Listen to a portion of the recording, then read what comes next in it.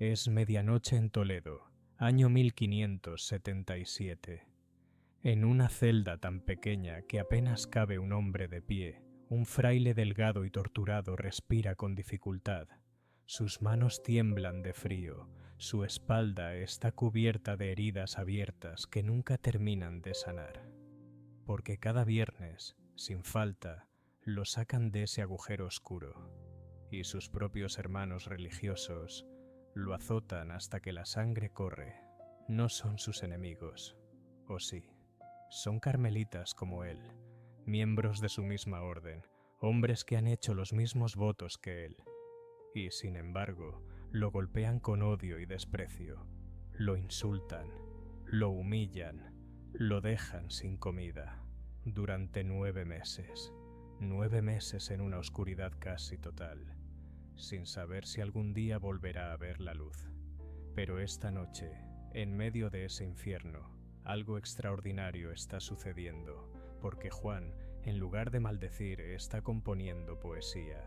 En su mente, sin papel ni pluma, está creando los versos más hermosos jamás escritos sobre el amor de Dios. Y cuando finalmente escape de esa prisión, no saldrá quebrado, saldrá santo. Esta es la historia de San Juan de la Cruz, el hombre que transformó la noche más oscura en la luz más brillante.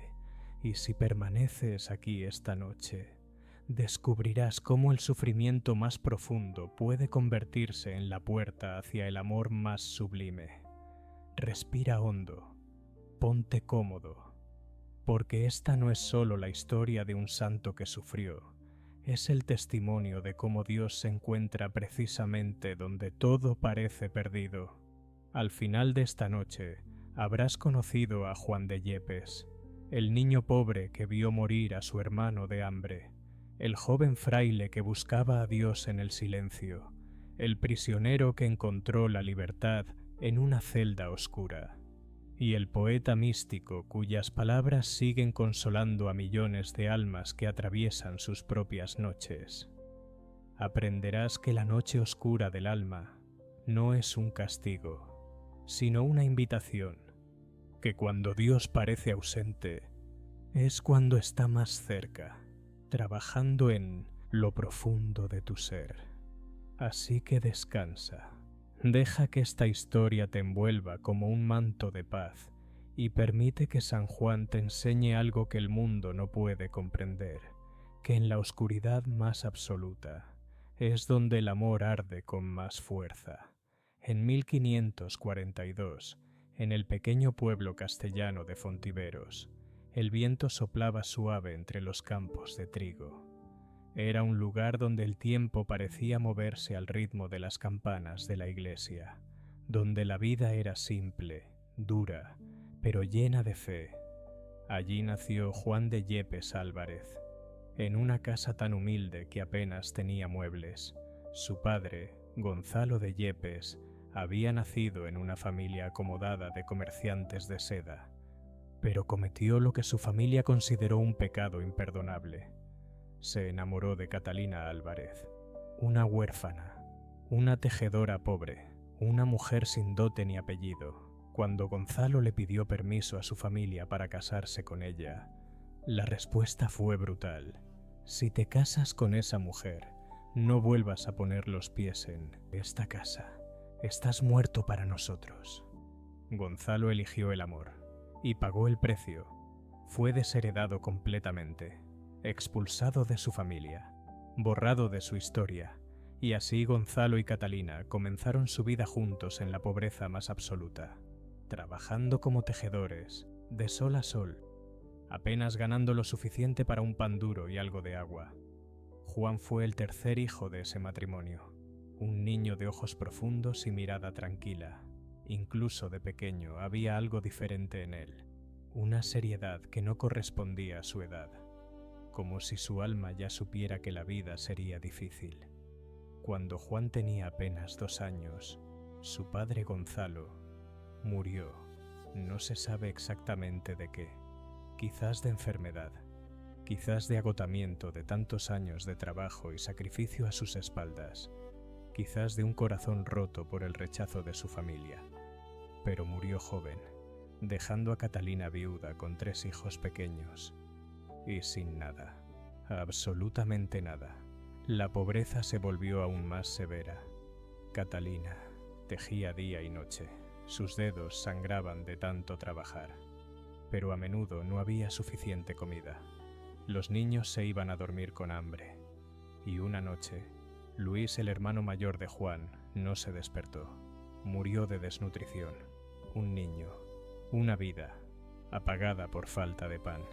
Juan tenía 7 años cuando vio morir a su hermano, y esa experiencia grabó algo profundo en su alma. El sufrimiento no es algo abstracto, es real, es hambre, es frío, es ver morir a quienes amas.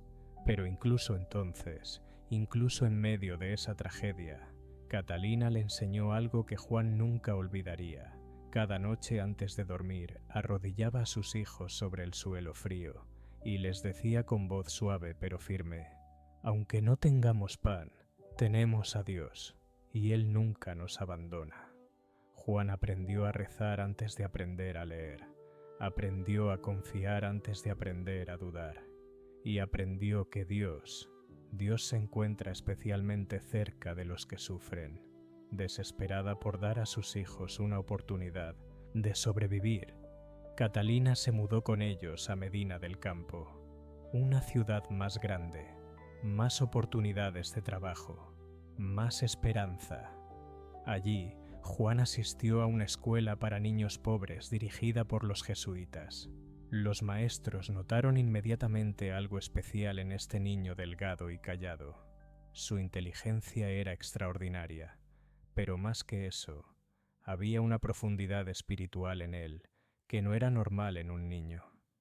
A los 14 años, Juan comenzó a trabajar en el Hospital de la Concepción, un lugar donde iban los más abandonados de los abandonados, leprosos con la carne pudriéndose, sifilíticos rechazados por sus familias, moribundos que nadie quería tocar. El trabajo de Juan era cuidarlos, lavar sus heridas, alimentarlos, consolarlos, y lo hacía con una ternura que dejaba a todos asombrados. No solo cumplía con su deber, amaba a esos enfermos, los veía como personas, como hijos de Dios. Cuando lavaba las heridas más repugnantes, lo hacía con cuidado infinito. Cuando alimentaba a los que no podían comer solos, lo hacía con paciencia. Y cuando sostenía la mano de un moribundo en sus últimas horas, algo pasaba. Los enfermos decían que sentían la presencia de Cristo, que cuando Juan los tocaba, era como si Dios mismo los estuviera tocando. Un día, un hombre estaba muriendo solo en una esquina del hospital. Nadie quería acercarse porque olía mal y estaba cubierto de llagas. Juan se sentó junto a él, tomó su mano y comenzó a rezar en voz baja. El hombre abrió los ojos por última vez y con un hilo de voz susurró: «He visto la luz, gracias», y murió en paz. Ese momento cambió algo en Juan. Comprendió que su vida no era suya, era un regalo que debía entregar completamente al servicio de Dios, al servicio de los que sufren. A los 21 años, Juan ingresó en el convento de los Carmelitas en Medina del Campo. El administrador del hospital le había ofrecido pagar sus estudios para hacerse sacerdote diocesano.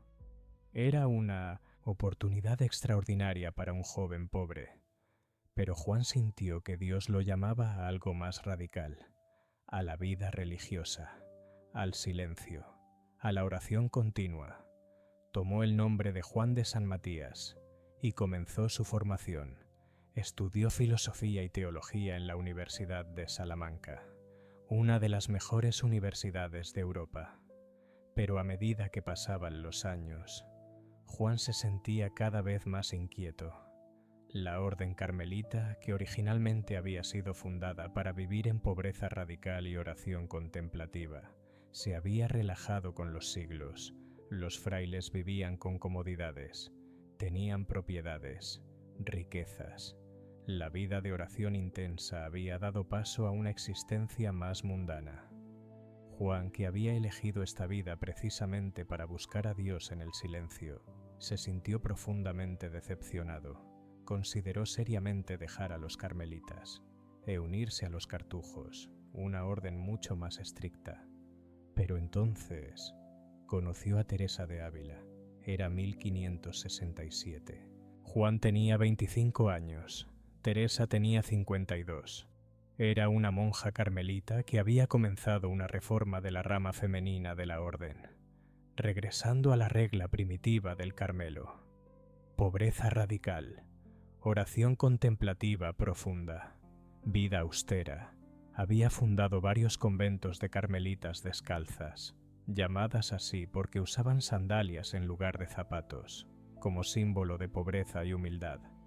Cuando Teresa conoció a Juan, algo extraordinario sucedió. Se reconocieron mutuamente como almas gemelas. Teresa vio en ese joven fraile delgado y callado un espíritu de fuego, una sed de Dios que era idéntica a la suya, y le propuso algo audaz. Fray Juan, ¿quieres ser el primero? El primer fraile de los carmelitas descalzos. Ayúdame a extender esta reforma también a los hombres. Juan no dudó ni un segundo. Sí, madre, eso es exactamente lo que mi alma anhela.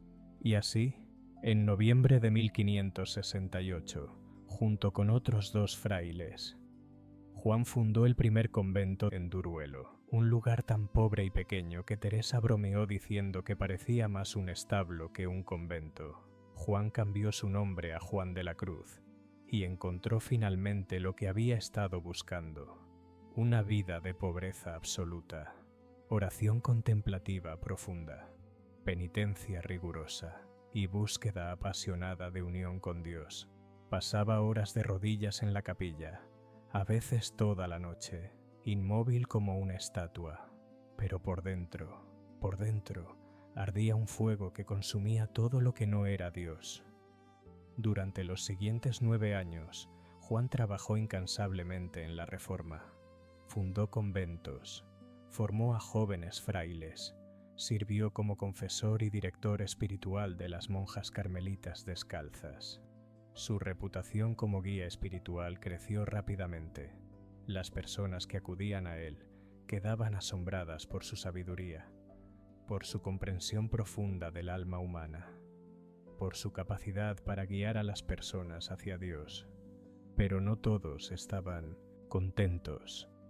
Los carmelitas calzados, la rama antigua y no reformada de la orden, veían a los descalzos como rebeldes, como críticos implícitos de su estilo de vida relajado, como una amenaza. Las tensiones aumentaron. Hubo disputas legales sobre autoridad, sobre quién tenía derecho a fundar conventos, sobre si los descalzos eran una orden separada o simplemente rebelde.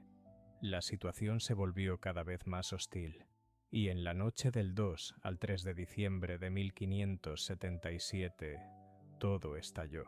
Juan estaba durmiendo en el convento de la Encarnación en Ávila, donde servía como confesor de las monjas.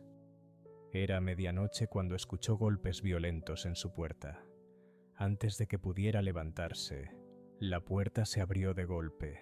Un grupo de frailes carmelitas calzados irrumpió en su habitación, acompañados por un alguacil. Lo sacaron a la fuerza de su cama. «Estás arrestado por rebeldía y desobediencia», le dijeron con dureza. Juan, aturdido, preguntó: «¿Por orden de quién? ¿De qué autoridad?» «Por orden del nuncio apostólico, el representante del Papa en España». Juan, confiando en que se trataba de un malentendido, no resistió. Lo llevaron primero a un convento en Ávila. Intentaron convencerlo de que renunciara a la reforma, de que regresara a los carmelitas calzados. Juan se negó, cortésmente, pero firmemente. «Mi vocación es la vida contemplativa austera. No la abandonaré». Frustrados, decidieron trasladarlo a Toledo y encerrarlo hasta que cambiara de opinión o muriera. Lo que ocurriera primero. Cuando llegaron a Toledo, lo encerraron en el convento de los carmelitas calzados, pero no en una habitación normal. Lo encerraron en lo que había sido un armario o despensa. Una celda minúscula, aproximadamente 2 metros de ancho por 3 de largo. No tenía ventana.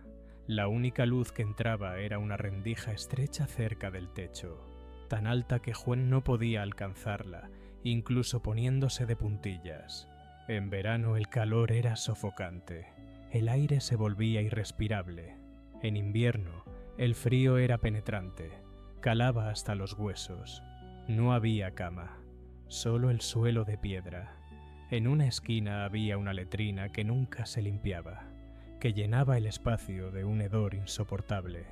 Juan pasaba allí 23 horas al día, en la oscuridad casi total, con el olor nauseabundo, con el frío o el calor extremos, sin nada que hacer, sin nadie con quien hablar, sin libros para leer, solo existir en ese agujero oscuro.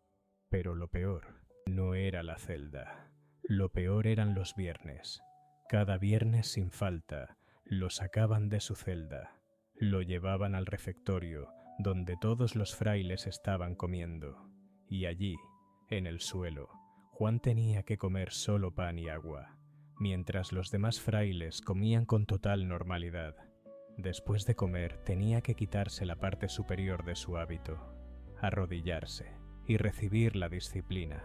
Los frailes formaban un círculo alrededor de él y cada uno lo golpeaba en la espalda con una correa de cuero. Los golpes eran severos, tan severos que la espalda de Juan quedaba cubierta de heridas, heridas que nunca sanaban completamente, porque al viernes siguiente recibía más golpes sobre las heridas abiertas. El dolor era indescriptible, pero peor que el dolor físico era la humillación. Ver los rostros de sus hermanos religiosos, llenos de desprecio, de odio, mientras lo golpeaban, y después lo devolvían a su celda oscura, a su soledad, a su hambre constante, porque la ración de pan y agua era insuficiente. Juan perdió mucho peso. Su cuerpo se debilitó terriblemente. Las heridas en su espalda se infectaron. Desarrolló disentería por las condiciones insalubres. Hubo momentos en que estuvo tan enfermo que los frailes pensaron que moriría. Pero no murió, y no solo sobrevivió físicamente. Sucedió algo que desafía toda explicación. En lugar de quebrarse, Juan se transformó. En lugar de desesperarse, Juan oró. En lugar de amargarse, Juan se enamoró más profundamente de Dios. En la oscuridad total de esa celda, Juan experimentó lo que más tarde llamaría la noche oscura del alma. Ese estado en el que Dios parece completamente ausente, donde la oración se vuelve árida, donde todas las consolaciones desaparecen, donde el alma se siente perdida en un vacío terrible. Pero Juan descubrió algo que cambiaría la historia de la espiritualidad cristiana. Esa noche oscura no es un castigo, es una purificación. Es Dios quitando todas las muletas, todas las consolaciones sensibles, todos los sentimientos agradables, para que el alma aprenda a amarlo por él mismo, no por lo que siente, sino por fe pura. Y en esa celda, sin papel ni pluma, Juan comenzó a componer poesía en su mente, poesía de una belleza tan extraordinaria que siglos después sería reconocida como la cumbre de la literatura mística española. Componía los versos mentalmente, los memorizaba, los pulía en su mente una y otra vez. En una noche oscura, con ansias, en amores inflamada, oh dichosa aventura, salí sin ser notada, estando ya mi casa sosegada. No eran solo palabras, era el grito del alma que ha encontrado a Dios en la oscuridad, que ha descubierto que la noche es donde Dios se esconde para hacerse encontrar. Pasaron los meses, diciembre, enero, febrero, marzo, abril, mayo, junio, julio, 8 meses en esa celda, pero en agosto de 1578, Juan supo en su corazón que era tiempo de escapar. Un nuevo carcelero había sido asignado. Un fraile joven que sentía compasión por Juan comenzó a tratarlo con más amabilidad. Le traía un poco más de comida. Le permitía tener una lámpara de aceite por breves momentos. Le dio aguja e hilo para que Juan pudiera remendar su hábito destrozado. Juan usó esa aguja y ese hilo para algo completamente diferente. Durante varias noches, trabajó en silencio, aflojó los tornillos de la cerradura de su puerta, usando el clavo que sostenía la lámpara de aceite, milímetro a milímetro, con paciencia infinita. Finalmente, pudo quitar la cerradura completamente, pero salir de la celda era solo el primer paso. Todavía estaba en el segundo piso del convento, rodeado de frailes que lo vigilaban. Juan oró pidiendo guía y esperó el momento perfecto. En la noche del 15 de agosto de 1578, fiesta de la Asunción de María, Juan sintió que era el momento. Los frailes estaban en el coro cantando maitines. Juan salió de su celda en completo silencio. Su corazón latía fuerte, pero sus pasos eran seguros. Caminó por el pasillo oscuro hasta llegar a una ventana que daba a un patio interior. Usando las tiras de tela que había arrancado de las mantas de su celda y que había estado trenzando en secreto durante semanas, improvisó una cuerda, ató un extremo a un gancho en la ventana y comenzó a descender, pero la cuerda era demasiado corta. Cuando llegó al final, todavía estaba a varios metros del suelo. No había tiempo para dudar. Juan se soltó y cayó. Aterrizó con fuerza sobre el muro que rodeaba el patio, aturdido, con dolor, pero ileso. Miró a su alrededor. Estaba en un patio cerrado por muros altos. No había salida visible. Los frailes terminarían pronto sus oraciones y descubrirían su ausencia. Juan oró con desesperación y entonces vio algo, un perro guardián que dormía cerca de una puerta pequeña en el muro. Juan se acercó con cuidado. El perro levantó la cabeza, lo miró y volvió a dormirse, como si una mano invisible lo hubiera tranquilizado. Juan probó la puerta. Estaba sin cerrojo. La abrió y salió a una calle de Toledo. Era libre, pero en grave peligro. Estaba en una ciudad que no conocía, en medio de la noche, débil, enfermo, vestido con un hábito destrozado que lo identificaba como fraile. Si los carmelitas calzados lo encontraban, lo devolverían a la prisión, o algo peor. Juan caminó por las calles oscuras, orando, confiando, y finalmente llegó al convento de las Carmelitas Descalzas de Toledo. Tocó a la puerta. Las monjas, asombradas de verlo vivo, lo escondieron inmediatamente y enviaron un mensaje urgente a los frailes carmelitas descalzos, quienes vinieron esa misma noche y llevaron a Juan a un lugar seguro. La noticia de la fuga milagrosa se extendió rápidamente.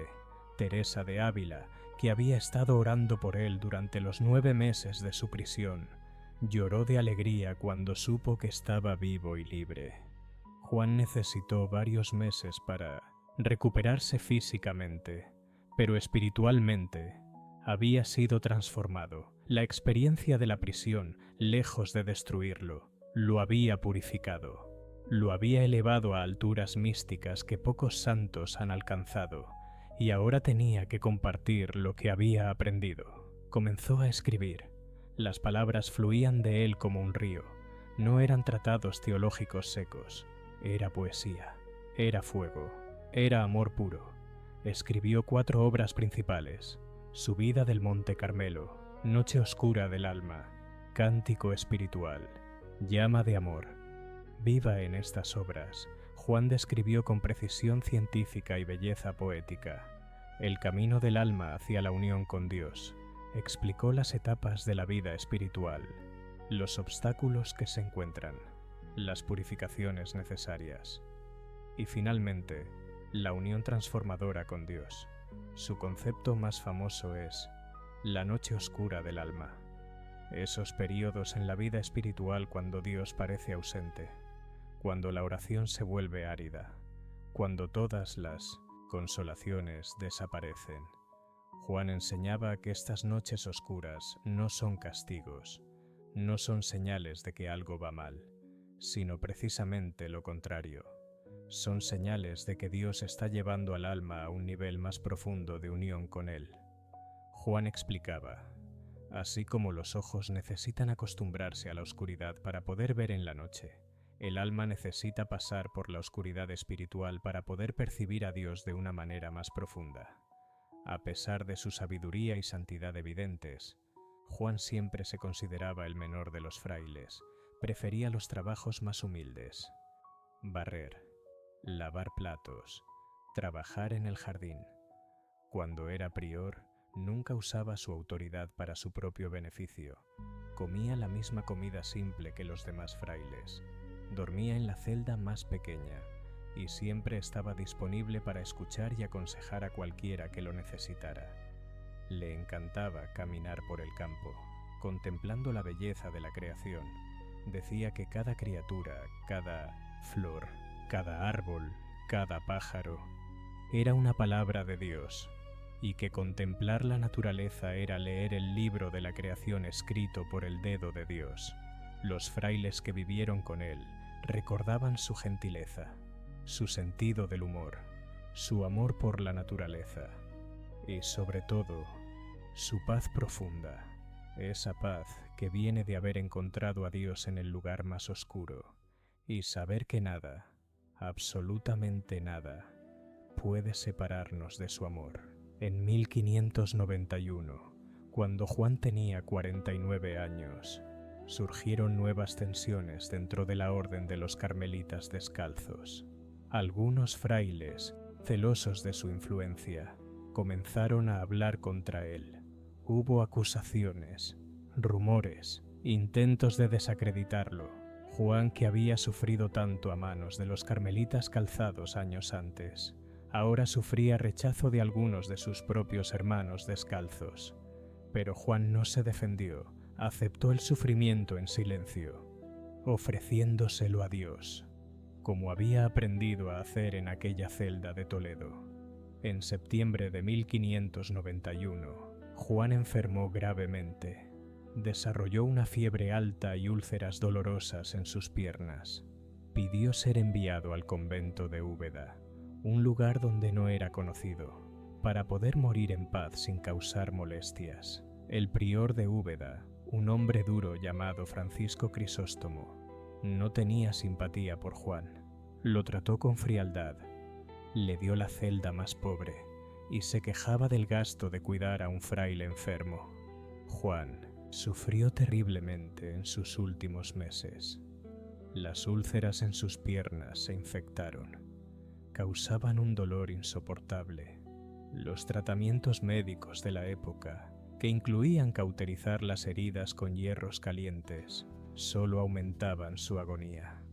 Pero Juan nunca se quejó. Cuando los frailes le preguntaban cómo estaba, respondía con una sonrisa: muy bien, nunca he estado mejor. En la noche del 13 al 14 de diciembre de 1591, Juan supo que su muerte estaba cerca. Pidió los últimos sacramentos. Después de recibir la extrema unción, pidió que le leyeran pasajes del Cantar de los Cantares, el libro bíblico que celebra el amor entre el amado y la amada, y que Juan siempre había interpretado como una alegoría del amor entre Dios y el alma. Mientras escuchaba esas palabras de amor, Juan sonreía. A las 11 de la noche, Juan dijo: «Esta noche cantaré maitines en el cielo». Poco después, a medianoche del 14 de diciembre de 1591, Juan de la Cruz murió. Tenía 49 años. Sus últimas palabras fueron: «Hoy me muero de no morir». Y luego, más suave: «En tus manos, Señor, encomiendo mi espíritu». Inmediatamente después de su muerte, sucedió algo extraordinario. El prior Francisco Crisóstomo, que había tratado a Juan con tanta dureza, entró en la celda donde yacía el cuerpo, y cuando vio el rostro de Juan, transfigurado por una paz y belleza sobrenaturales, Cayó de rodillas llorando, golpeándose el pecho, pidiendo perdón por cómo había tratado a un santo. El cuerpo de Juan emanaba un perfume suave que llenó todo el convento, y las campanas de la iglesia comenzaron a sonar solas, sin que nadie las tocara. Juan de la Cruz fue beatificado por el Papa Clemente X en 1675 y canonizado por el Papa Benedicto XIII en 1726. En 1926, el Papa Pío XI lo declaró doctor de la Iglesia, reconociendo oficialmente que sus enseñanzas son de valor universal para toda la Iglesia. Es uno de solo 37 doctores de la Iglesia en toda la historia del cristianismo, y es considerado uno de los más grandes maestros de la vida mística. Sus escritos han consolado a millones de almas a lo largo de los siglos, personas que atraviesan sus propias noches oscuras, que sienten que Dios está ausente, que luchan con la aridez espiritual y que encuentran en las palabras de Juan esperanza, consuelo y una luz en la oscuridad. Las enseñanzas de San Juan de la Cruz son tan relevantes hoy como lo fueron en el siglo XVI, en un mundo lleno de ruido, distracciones y búsqueda constante de experiencias. Juan nos enseña el valor del silencio, de la soledad, de la purificación interior.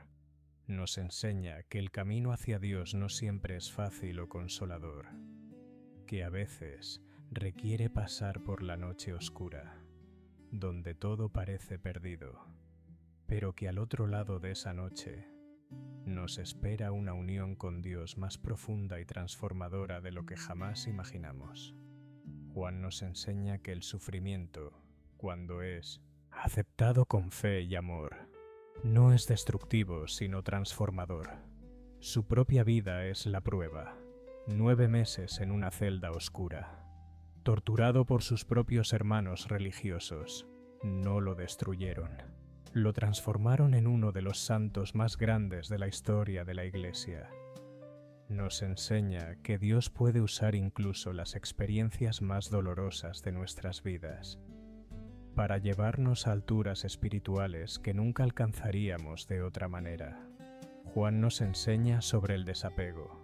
En una cultura obsesionada con la acumulación de posesiones, experiencias y logros, Juan nos muestra que la verdadera libertad viene de soltar, de vaciar nuestras manos y nuestros corazones de todo lo que no es Dios, para que Dios pueda llenarnos completamente.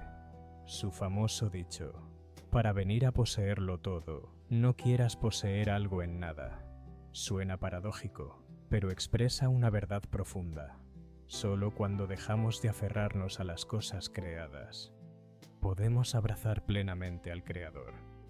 Y sobre todo, Juan nos enseña sobre el amor. Toda su doctrina espiritual puede resumirse en una palabra: amor. El objetivo de la vida espiritual no es tener experiencias extraordinarias o alcanzar estados místicos elevados, sino amar a Dios con todo nuestro ser y amar a nuestro prójimo como a nosotros mismos. Juan escribió: al atardecer de la vida serás examinado en el amor. Todo lo demás, todas las prácticas espirituales, todas las disciplinas, todas las experiencias, son solo medios para este fin: crecer en amor. Querido amigo que escuchas esta historia en la quietud de la noche, quizás tú también estés pasando por tu propia noche oscura. Quizás Dios te parece distante. Quizás la oración se ha vuelto árida.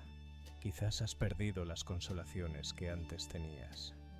Si es así, San Juan de la Cruz te dice algo importante esta noche. Esto no es una señal de que algo va mal, sino precisamente de que algo va muy bien. Dios te está llevando más profundo. Está quitando las muletas para que aprendas a volar. Está vaciando tu copa para poder llenarla con algo infinitamente mejor.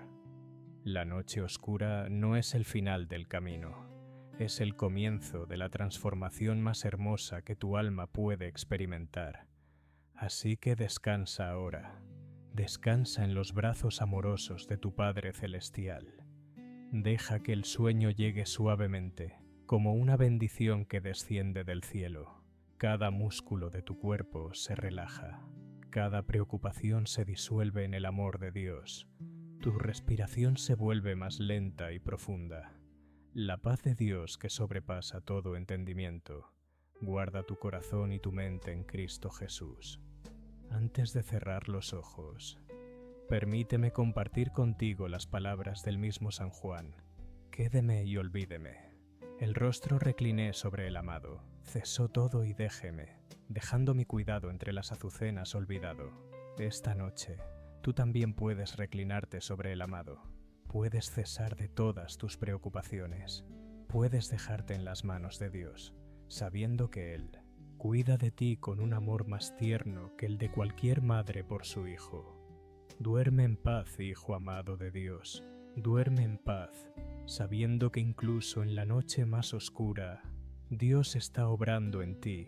Duerme en paz, confiando en que el mismo Dios que transformó a Juan en una celda oscura, te está transformando a ti en este momento. Y así, amigo mío, llegamos al final de este relato, la historia de Juan de Yepes, que se convirtió en Juan de la Cruz, del niño pobre que conoció el hambre y la pérdida, del joven fraile que buscaba a Dios en el silencio, del prisionero que encontró la libertad en una celda oscura, y del poeta místico cuya voz sigue consolando a millones. Antes de despedirnos, quiero invitarte a algo muy sencillo. Si deseas seguir descansando en paz, aquí en el canal tienes otro relato esperándote, otra historia profunda para descansar, otra vida de fe, como la de San Antonio de Padua o San Charbel Magluf, para acompañarte un poco más esta noche. Muchas gracias por compartir este momento. Muchas gracias por abrir tu corazón a la historia de Juan de la Cruz.